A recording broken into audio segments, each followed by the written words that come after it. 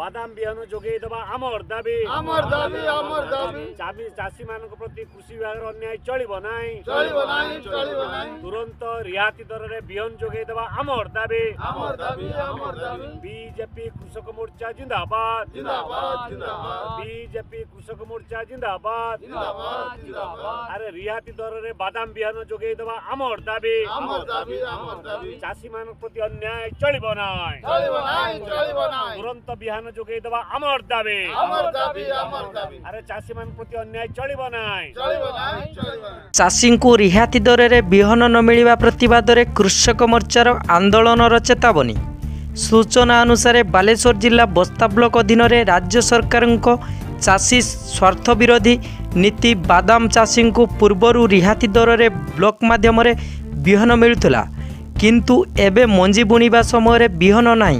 सेतिपाई जिला कृषक मोर्चा उपसभापति ध्रुवचरण नायक आह्वान बीजेपी टीम चाष जमी पहुंची वरिष्ठ नेता श्यामा प्रसाद बेहेरा सूर्य नारायण साहू रजत नारायण दास प्रमुख चाषी अभियोग शुणिथिले एवं आगामी दिन में जदि चाषी रिहाती दर रे बिहन न मिले ताहले बीजेपी कृषक मोर्चा राजरास्ता को ओह्लैबे बोली कहिथिले। ब्यूरो रिपोर्ट गाँ न्यूज। बैगण लगिचे बैगण गछर गोटे बैगण धरुनी आमर सार तो एत दाम दे किणुचे औषध किणुचे औषध देलाकू भी किसी फल आसुनी आमर आमे चाष करी गरीब लोक आमे तो यही तो खटी मुलिकी खाइबा ना आमर किस अच्छी गोटे आज जो भेलुरा रे कृषक मोर्चार कार्यक्रम होता से कार्यक्रम आभिमुख्य कौन रही? आभिमुख्य है विशेषकर जो जलका एवं सुवर्णरेखा नदीर उभय पार्श्वर होता जो चाष यथा बादाम मुग जौ एवं पनीपरिया चाष एथिपाई सरकार उदासीनता एवं बस्ता ब्लॉक रो जो कृषक विभाग रो जो चरम उदासीनता ये बाबद संपूर्ण समस्त दृष्टिकर्षण करने गणमाध्यम द्वारा ब्लॉक तथा सरकार को दृष्टि आकर्षण करने यह एक आम दाबी करुचु जे सरकार तरफ बिहन जोगा जाऊ नहीं एवं आप देखुवे किपर बैगण गछरे बैगण गछ बड़ बड़ है से फूल आसुना कि फल धरू ना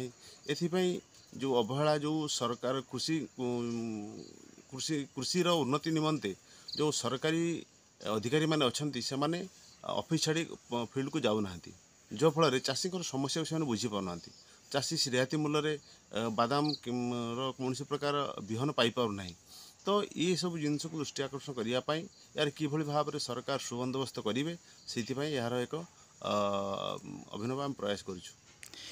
कौटी ना कौटी चाषी माने तांकर उचित मूल्य पाऊना कौटी चाषी माने तांकर जो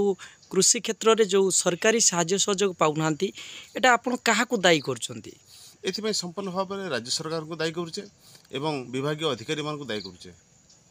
कारण सेमानंकर उदासीनता एवं सेमानंकर अपरिपक्वता पाई आम शीतल भंडार आरंभ कर विभिन्न प्रकार समस्या चाहे बिहन हो चाहे सार हो चाहे कीटनाशक हो ये भाव में विभिन्न प्रकार समस्या जहाँकि चाषी पाखे पहुँची पारना से चाषी मैंने नाना प्रकार असुविधार सम्मुखीन होती। आगामी दिन जदि माने कौन आभिमुख्य दलर रही? निश्चित भाव में आगामी दिन में जदि सरकार ये सब व्यवस्था चाषी प्रति ये सब व्यवस्था न करती ताहले साधारण चाषी सहित भारतीय कृषक मोर्चा निश्चय बीजेपी कृषक मोर्चा राजरास्ता को ओह्लैब एथि सरकार दायी रहे।